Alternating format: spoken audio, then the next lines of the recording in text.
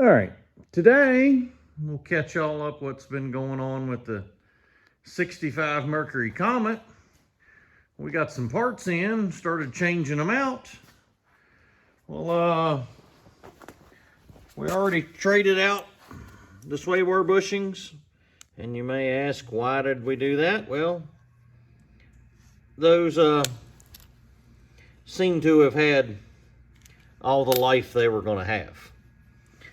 The brake shoes, I figured we wanted a full liner for the brake shoes, and these seem to be a pretty close reproduction. I got these from Summit. Actually, Napa didn't list a brake shoe for a Mercury Comet Caliente. I'm sure they make it. It just wasn't listed under their available sorts. So what I did was got on Summit and found a comparable brake shoe for, I forget which Ford it was, but they thankfully used a common theme, and I was able to use the brake shoes. We cleaned up the backing plates, and then we found out all the crud in the wheel cylinders. They weren't really leaking fluid, but I'm betting this car been sitting for 10 years. I'm betting you press that pedal the first time, she's gonna leak. So the wheel cylinders were 10 bucks a piece. So for 10 bucks, they're getting replaced. We're not going back and do this again. We put a new emergency brake cable in. You see it hanging down there. We gotta connect it once we get the drive shaft back in. But the old emergency brake cable, it seems Ford had the Bluetooth option on this one. This was a wireless model, and the Bluetooth just wouldn't connect to the pedal anymore, so we replaced it. The reason the drive shaft is out is the seal. I think it got all good out of the seal. So I got a new one coming from Napa. The one I ordered was the wrong one, because of course this is not the original transmission to the car. So of course the first try I got the wrong one. But we are in the process of rerouting the gas line.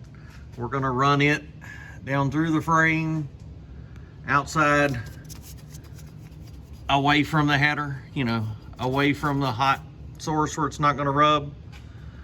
I have the clutch linkage out right now. The owner asked if I could adjust that. The clutch disengages instantly as it comes off the carpet. When you have the clutch fully pressed, trying to shove it through the firewall, it's barely enough engaged that you can change the gears without grinding it. So we're going to adjust on that, do some things with the rod here to get us more pedal travel, and hopefully we'll fix that. My buddy Heath suggested I use a stock manifold for fixing this. I'm gonna try to attempt the steering issues first, because I'm not sure. Flaming River, which was, this is whose power steering rack this was, I have called tech support twice, and they have been a negative 100% helpful at this point. I have a bump steer kit from Chris Austin Chassis Works. That's on order, should be here today. And the only reason I found it's I measured the thread pitch on each end of the tie rod, so we're hoping that works. But my thought was, I tried to get Flaming River to tell me how to take this shaft out, or if they made a shorter shaft. that we could move this steering joint down, move it down the column, so that that would make our angle better. I don't know if you can, I may have to get a flashlight so you can see up in there. Let's see if I can get the, I can't even get the camera where you can see. Nope, it's not going to focus up in there. But yeah, you can't see. All right, right there, the steering shaft goes up by the header. If we could lower that down, that would make this angle so much better by the header, and then decrease the angle that the steering joint's in, and you would feel much less of a bind. But Flaming River doesn't want to talk about it. They don't want to give any helpful hints, nothing. They made it, they say it's perfect, there's nothing wrong, and that's the end of the story. They don't want to talk about it anymore. So like I say, I've called back twice trying to get 2 different people in tech support. Maybe one of them was having a bad day, you know, try to get to somebody else that's helpful. Failed twice. Just utter fail. So we're going to figure something out. So, but yeah, that's catching you up. Like I say, emergency brake cable's in.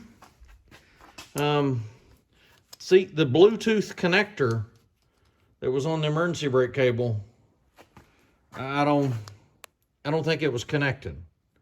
You know, it may have been an iPhone, Android thing, you know, not wanting to connect to each other, but yeah, Bluetooth emergency brake cable wasn't working. So,